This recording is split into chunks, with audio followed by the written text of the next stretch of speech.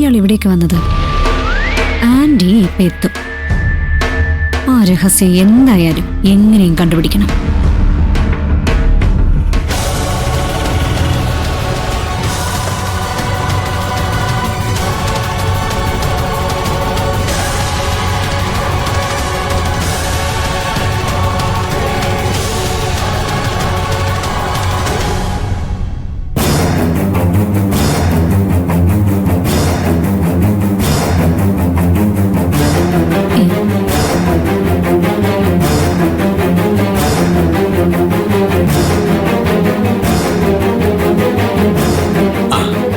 പാർവതി വരൂ, ഇരിക്കൂ.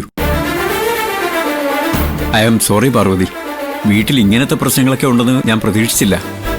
അതറിയാതെ അങ്ങോട്ട് കയറി വന്നത്.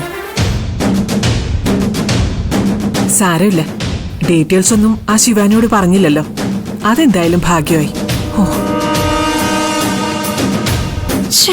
ഇവര് പറയുന്ന എന്താന്ന് കേൾക്കാനും പറ്റുന്നില്ല, അടുത്തോട്ട് പോകാനും പറ്റുന്നില്ല. ഇനിയിപ്പൊ എന്ത് ചെയ്യും? അവളൊരു പ്രത്യേക ഇനമാണേ. എന്തെങ്കിലും ഒരു രഹസ്യം അറിഞ്ഞു കഴിഞ്ഞാൽ അവൾ അത് വെച്ച് മുതലെടുക്കും.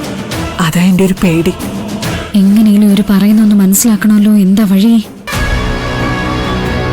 ഗൗതമിന്റെ രഹസ്യം എന്തെങ്കിലും ശിവാനി അറിഞ്ഞ അതോടെ കഴിഞ്ഞു. അതാ ഞാൻ സാറിനോട് അവിടുന്ന് പെട്ടെന്ന് ഇറങ്ങാൻ പറഞ്ഞത്. അത് സാരമില്ല. സാർ എന്താ വേണ്ടത്? പാർവതിക്ക് കോഫി വേണോ അതോ ചായ വേണോ? എന്തായാലും മതി. അപ്പോ 2 കോഫി എടുത്തോളൂ. ശരി sir. Yes, idea. Excuse me. എന്താ മാഡം?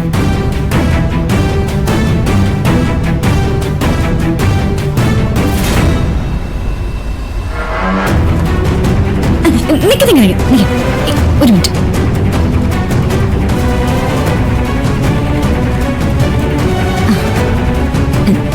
ഈ ക്യാഷ് എന്നാ വെച്ചോ.